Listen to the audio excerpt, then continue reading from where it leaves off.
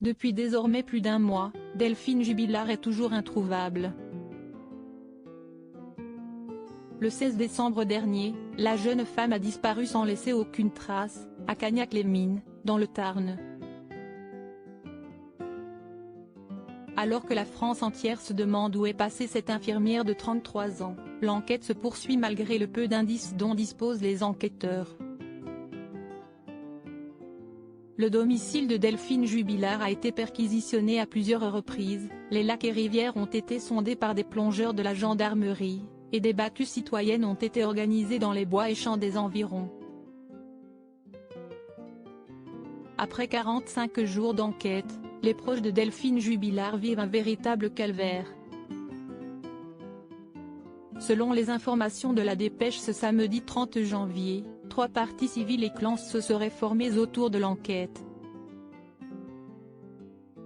En premier, on retrouve son époux Cédric Jubilard, puis ensuite d'un autre côté des cousins et amis de la mère de famille et enfin pour terminer les 2 frères et la sœur de Delphine Jubilard.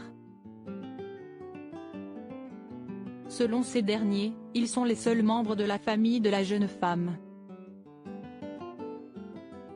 Les 3 clans ont chacun entamé une démarche auprès de 3 avocats distincts, apprend-on. Toujours selon le journal, aucun de ces clans n'a pour l'heure accès au dossier de l'instruction, principale motivation à l'origine de l'initiative.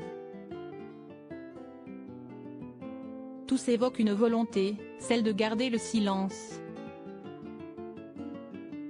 Les confidences de l'avocate de Delphine Jubilard. Quelques jours plus tôt, l'avocate de Delphine Jubilard s'était confiée sur l'état du divorce de la jeune femme avec son époux Cédric Jubilard.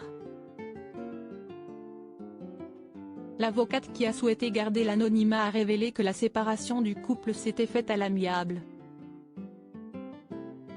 Cette séparation semblait s'effectuer d'un commun accord, a-t-elle confié dans les colonnes de 100%.